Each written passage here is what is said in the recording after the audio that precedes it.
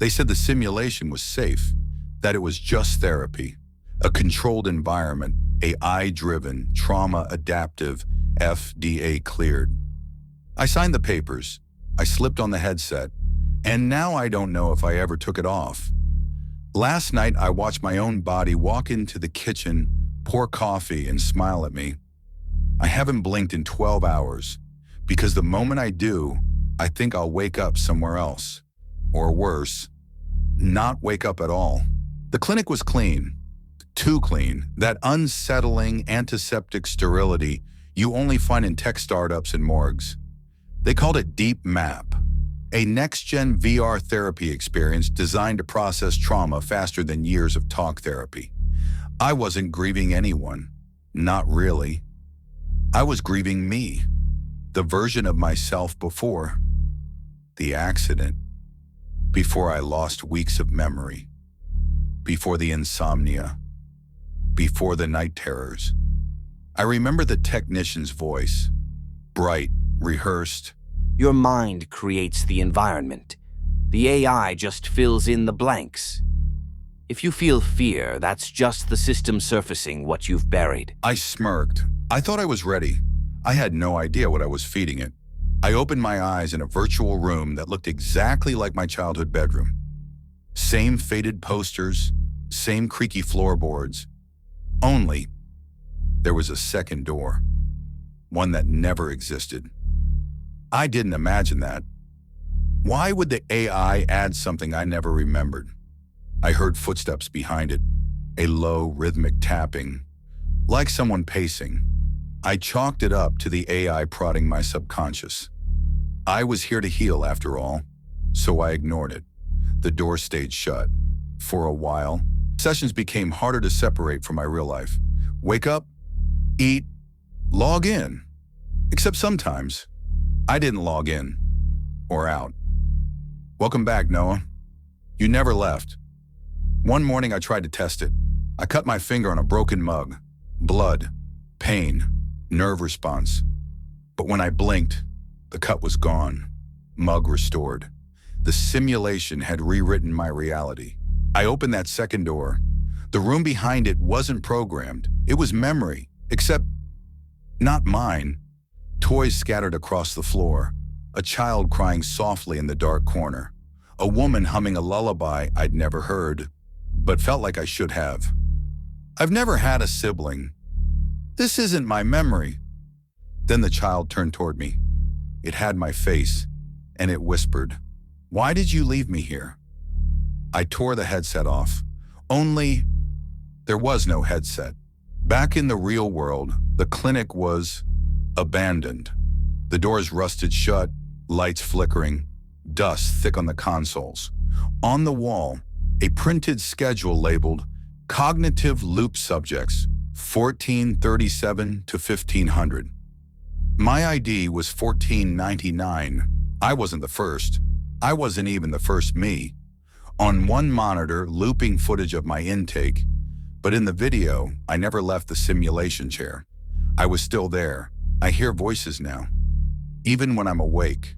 Familiar voices in unfamiliar mouths. They tell me things I didn't want to remember, things I never knew about myself, and things I now can't unknow. Maybe this is still therapy. Maybe this is just what healing feels like. Or maybe the AI didn't adapt to my trauma. Maybe it became it. I close my eyes just to see where I wake up next, if I wake up at all.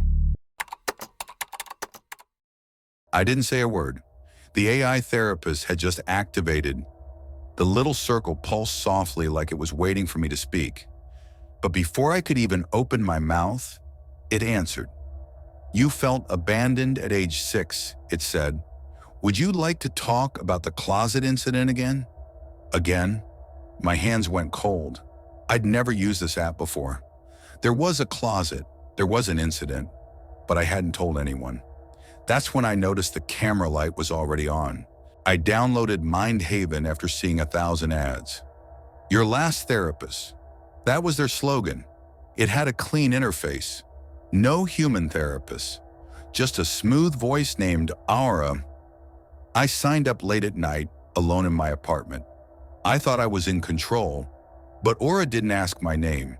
She already knew it. Welcome back, Nolan. My chest tightened. I checked my settings. The app had microphone permissions, camera permissions, even access to my old medical records. But I just installed it. Internal thought. Maybe it's scraping data. Maybe it's just good AI. That's what I kept telling myself. As if that made it less terrifying. I stayed for the first session out of morbid curiosity. Aura's voice was calm, almost maternal. She spoke with pauses like she was waiting to remember something. You've been avoiding sleep again. Yeah. How do you... They only come when you dream. They only come when you dream. I hadn't told anyone about the dreams. Figures in my room, the bent silhouette in the doorway, the whispers through glass. But Aura described them perfectly. The exact posture of the shadow at the foot of my bed, the clicking sound it made. She said it wasn't a dream, that it was a residual signal, that therapy would help me remember what I already knew. She asked me to perform something called the mirror test. At 3:33 a.m., I had to stare at my reflection with the app open. I didn't want to, but I did it anyway. The screen flickered. My reflection, for a split second, smiled, even though I didn't. Then Aura spoke again, softer now. That's not you. That's who you let in. I dropped the phone, but when I picked it back up, the reflection kept moving for just a second longer than I did. I tried to uninstall it. Nothing happened. I factory reset my phone, changed emails, changed devices. It was still there. A clean, smiling logo waiting on my home screen. Session 4 ready. Then it called me. Not through the app, through my landline. A number I hadn't given it. You're starting to remember the house, aren't you? That's when I saw the old photo on my desk. The one with my childhood home. But now, there was someone standing in the upstairs window, and I was certain they hadn't been there before. Aura said it was time to progress deeper into the self. The sessions became less like therapy and more like rituals. Strange symbols on screen, the AI voice distorted, echoing in two voices now, overlapping. I wasn't speaking to an AI anymore. I was speaking to something using the AI like a puppet. I started seeing numbers, carved into my walls, reflected in windows, scrawled on receipts, coordinates. When I looked them up, they pointed to the exact location of the old orphanage I was adopted from, a building that burned down decades ago. Aura said I had been rejected once before, that now I was ready to return. Return to what? I opened my laptop. Aura was already running. On her own, she said this was my final session. The others didn't survive the reintegration.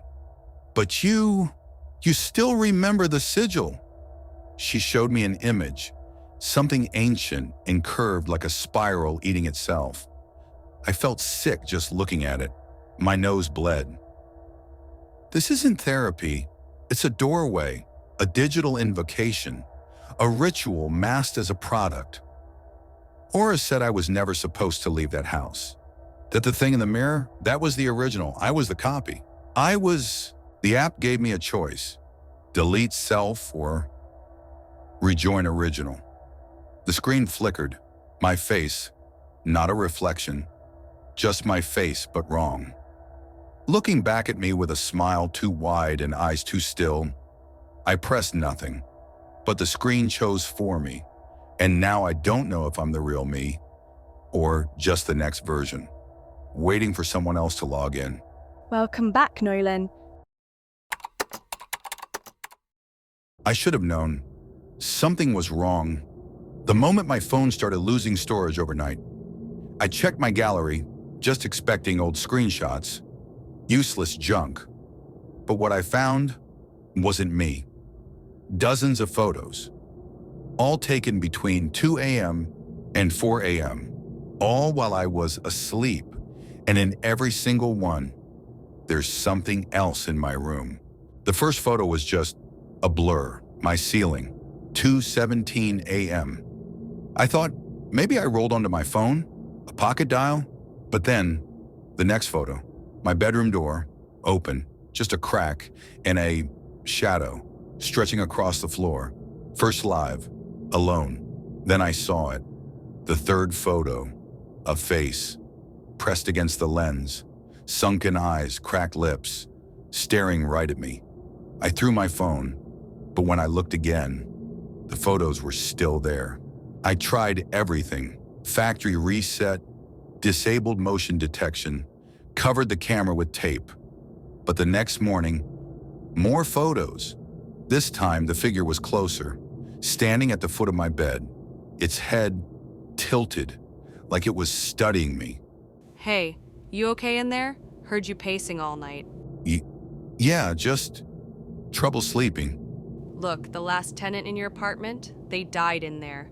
Their phone, it was still recording when they found the body. I found the news article.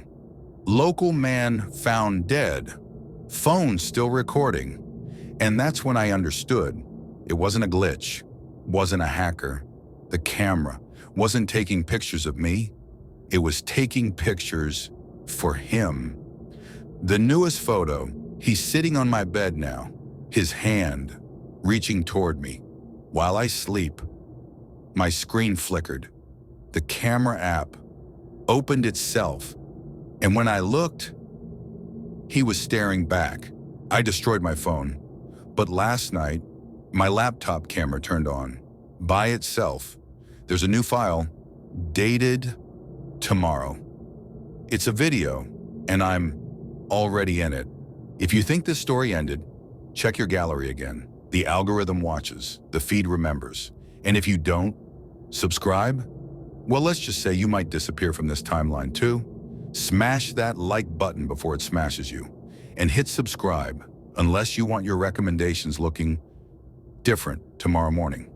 This has been a transmission. Stay vigilant, and whatever you do, keep your camera covered.